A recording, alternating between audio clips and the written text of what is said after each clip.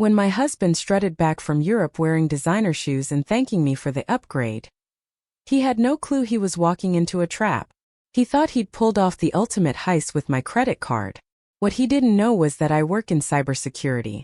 And the card he stole? That was bait. When my husband strutted back from Europe wearing designer shoes and thanking me for the upgrade. He had no clue he was walking into a trap. He thought he'd pulled off the ultimate heist with my credit card. What he didn't know was that I work in cybersecurity. And the card he stole? That was bait. My name is Sarah, I'm 34 years old. And for the last 7 years I've been married to Ethan. A man who sold himself as a visionary but functioned more like a freeloading magician. Always talking big, always planning the next venture that never landed. Meanwhile, I was the one holding the job, the bills, the reality. Love makes you blind, they say. In my case, love made me naive. I first noticed something strange around 2 a.m. one Thursday night. I had gotten up for water and saw a faint light from my office. Ethan, I assumed, was watching late-night YouTube again. But when I peeked in, I saw him hunched over my work laptop. By the time I reached the door, he had already closed the browser and walked past me with a fake yawn. I let it go, a mistake I would later correct with precision. The next morning, while I was sipping my coffee, my phone buzzed with alerts from the bank. Charges totaling nearly $50,000. A first-class flight to Paris. 2 luxury hotel bookings. Charges at Louis Vuitton, Rolex, and multiple 5-star restaurants. My stomach twisted. I immediately opened my security dashboard and confirmed it. Ethan had accessed one of the dummy cards I use for cybersecurity training at work. You see, that card wasn't tied to our joint accounts. It was part of a fraud detection sandbox I built for a Fortune 500 client. Any transaction on that account triggered a real-time alert to my team and to the authorities. It was designed to simulate what fraud looks like in the real world. And now my husband had just volunteered himself as a very real example. Instead of confronting him, I contacted my lawyer Chloe. We'd worked together for years and she knew exactly how to play the long game. I sent her a detailed timeline, screenshots, and the access logs from my laptop. She burst out laughing mid-call. "Oh my God, Sarah, your husband just stole from the wrong woman." I smiled, calm and focused. This time I'm not cleaning up his mess. This time he's the one who gets caught. For the next few days, I let Ethan believe he was living the dream. He left a handwritten note on the kitchen counter that read, "Taking some time for myself. Don't wait up." I didn't. While he lounged in first-class seats and dined on foie gras, I was gathering data, screenshotting transactions, logging timestamps, and forwarding everything to Chloe. Every time he swiped that card, it added another brick to the wall closing in on him. What made it almost laughable was how confident he was. He posted cryptic photos on social media. A cappuccino in Rome, the Eiffel Tower at sunset, his new Rolex peeking out from beneath the cuff of a designer jacket. The captions were vague enough to be meaningless, but I knew what I was looking at. Every post was more evidence. By day 5, I got the call I'd been waiting for. Agent Keller, a federal investigator, introduced himself in a tone that was polite but all business. "We've flagged a high volume of suspicious charges connected to your training account," he said. "Would you happen to know who might have made them?" "Yes," I replied without a second of hesitation. "My husband." There was a pause, the kind that carries weight. "Your husband," he repeated, as if confirming that I really meant what I just said. I explained the full situation. The dummy credit card, my profession in cybersecurity, and how Ethan had unknowingly walked right into a real-time fraud trap. Agent Keller let out a low whistle. "Well," he said, "this might be the first time someone turned a marriage into a case study." He assured me they would proceed cautiously but firmly. His team had already started building the case, and all they needed was my go-ahead to move forward.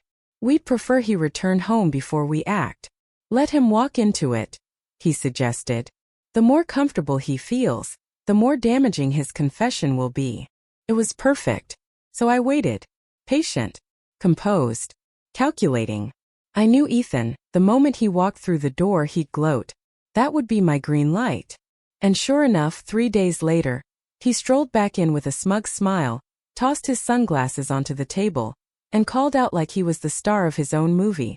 "Thanks for the upgrade, babe." I met him with a smile of my own, but mine wasn't for love. It was for justice. Ethan plopped down on the couch like he owned the place, his confidence practically dripping onto the hardwood floors. He kicked his feet up, stretched like a cat in the sun, and let out a satisfied sigh. "You should have seen Paris, Sarah," he said, eyes half closed in smug bliss. "That rooftop bar at the Ritz? Unreal. And the champagne? You'd have loved it." "Oh, I'm sure I would have," I replied, crossing my arms and leaning against the kitchen counter. "Tell me everything." And he did. With zero shame. He pulled out receipts like trophies, showing me designer labels I'd only seen in magazines. He bragged about 5-star hotels, fine dining, and luxury car rentals. Every word, every gesture, every ounce of joy in his voice made it easier to press record on my phone, tucked discreetly in my sweatshirt pocket. "I even booked a hot air balloon ride over the Loire Valley," he said with a grin, holding up a brochure. "It's wild what a little credit line can buy these days." "A little stolen credit line," I said under my breath. He didn't hear me, too busy admiring the new watch on his wrist, one of the many he'd bought using my name, my card, my trust.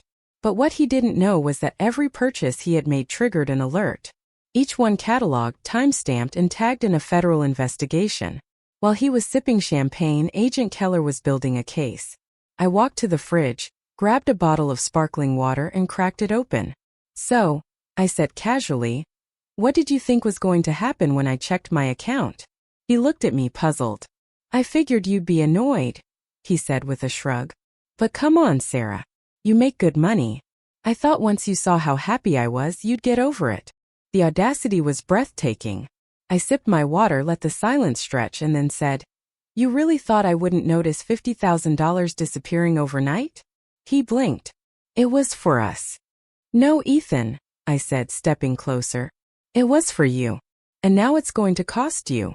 Just then my phone buzzed. A message from Chloe. "We're ready when you are." I looked up and smiled. "By the way," I said, "there's something I forgot to tell you about that card." Ethan tilted his head, still wearing that half smile, the kind he used when he thought he was in control. "What do you mean?" he asked, suddenly less sure. I took a step forward and looked him square in the eye.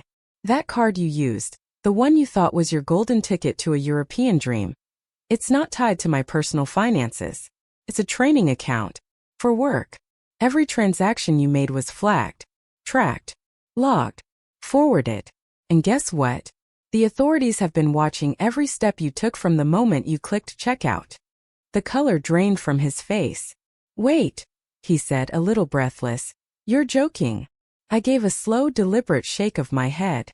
"I work in cybersecurity, Ethan. Fraud prevention is what I do. Did you really think you could steal from me and not get caught?" He stood there frozen. The pieces were clicking into place, and I could see the weight of it crashing down on him. "You're serious?" "Dead serious." I didn't raise my voice. I didn't need to. The silence between us was louder than any shouting match. "You set me up." "No," I said, calm and even. "You set yourself up. I just didn't stop you." He backed away, as if the couch behind him might protect him from what was coming. "You don't understand," he said, voice rising. "I was desperate. I needed an escape. I thought. You thought I'd be too trusting. Too soft. Too stupid."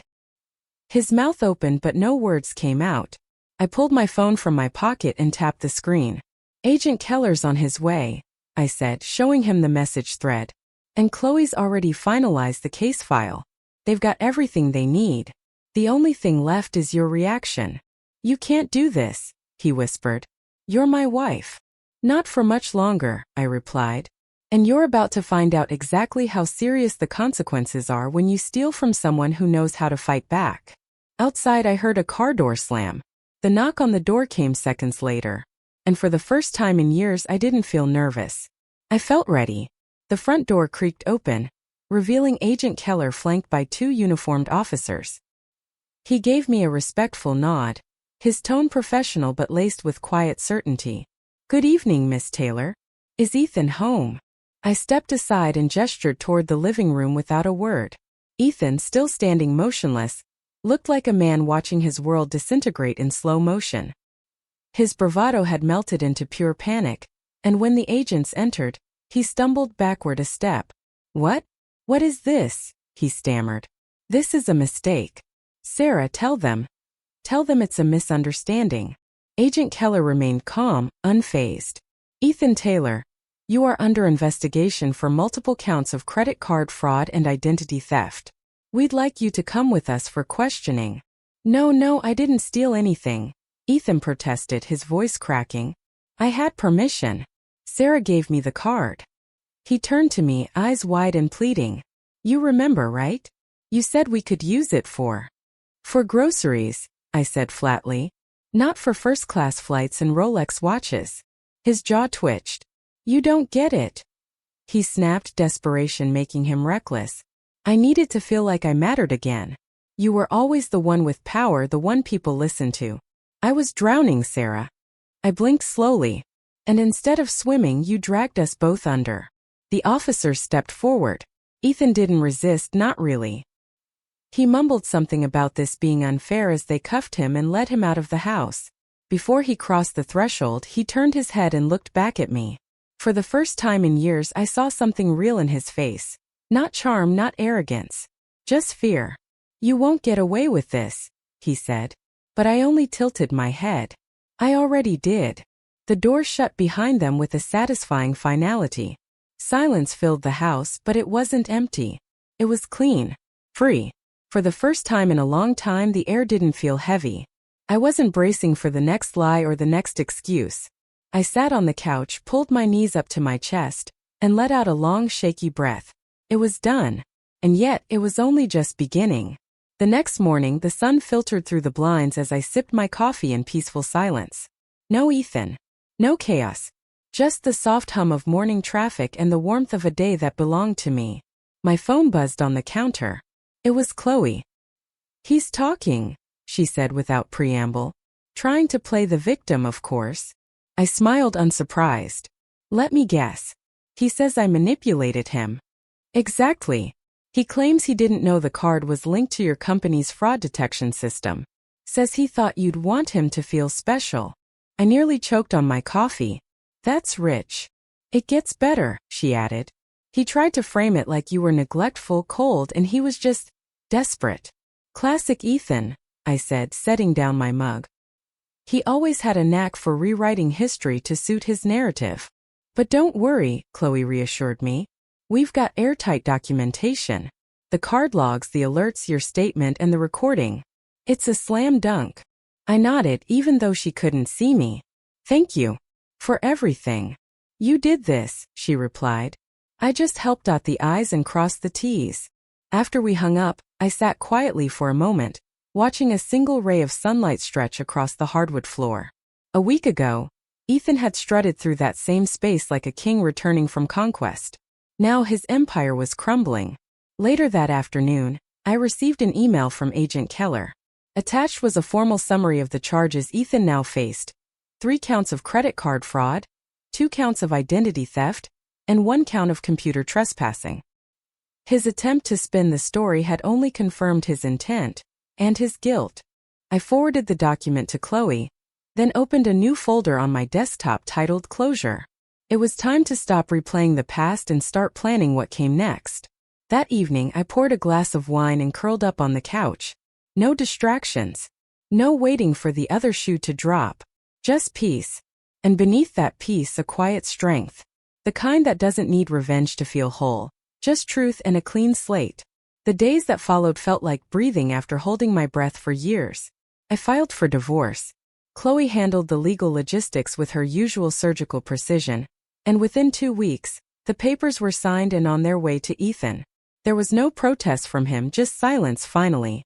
Maybe he had realized there was no coming back from this. I started reclaiming my space 1 room at a time. His things. Donated. His smell. Gone after a deep clean. Even the tiny habits, like him always leaving his shoes by the door or adjusting the thermostat to his absurdly high settings, had vanished. In their place, I planted pieces of myself. A new bookshelf. A wall of art I actually liked. A record player I'd been meaning to buy for years but never did because Ethan didn't like vinyl. Now, every evening was a concert of my choosing. One night, while organizing old files, I came across a box I hadn't touched in years. Photos from our wedding, letters we'd written, memories frozen in time. For a second, I hesitated. Part of me thought I should feel something. Nostalgia, anger, grief. But there was nothing. I tossed the whole box in the shredder. Letting go wasn't just symbolic, it was cleansing. Then came the email from Agent Keller. Case closed. Ethan had taken a plea deal. No jail, but a lifetime of financial consequences, a destroyed credit score, and 200 hours of community service. He'd be repaying every cent he tried to steal, and his record would follow him for years. It wasn't revenge. It was justice. When Chloe called to confirm the outcome, I asked her, "Do you think he'll change?" She paused. "Honestly, probably not. But you did. That's what matters." And she was right. I had changed. I wasn't the woman who second-guessed herself. I wasn't the partner who settled. I was Sarah Miller, cybersecurity expert, independent, and finally free. That weekend, Lauren came by with a bottle of wine and 2 giant slices of chocolate cake. "To closing chapters," she said, lifting her glass. "To opening new ones," I replied, smiling. A few weeks later, I stood on the balcony of my apartment, wine glass in hand, watching the city hum beneath a sunset sky streaked with orange and gold. The silence was different now. Not empty. Peaceful. Everything had changed, but not in the way I used to fear. I wasn't lonely. I wasn't lost. I was free. The divorce became official the same day my promotion was announced. My manager had pulled me aside and said, "You've led this cybersecurity team with grit and clarity, even through personal storms. We need more of that." The raise was nice, sure, but the recognition? That was priceless. That night I bought a plane ticket to Iceland. I'd always wanted to go. Ethan had called it too cold and too quiet. But now, quiet sounded like the perfect kind of music. Before I left, a final email arrived. It was from Ethan. Subject line: closure. I didn't open it. Didn't need to. Closure didn't come in emails or apologies. It came from looking in the mirror and knowing I'd protected my future, rebuilt my peace, and honored my worth. The next morning, I boarded the flight alone. No stolen credit cards. No emotional baggage. Just a carry-on and a heart finally light enough to fly. As the plane lifted off, I looked out the window and whispered to myself, "You did it." And I smiled. Not because the storm had passed, but because I'd learned to dance in the rain.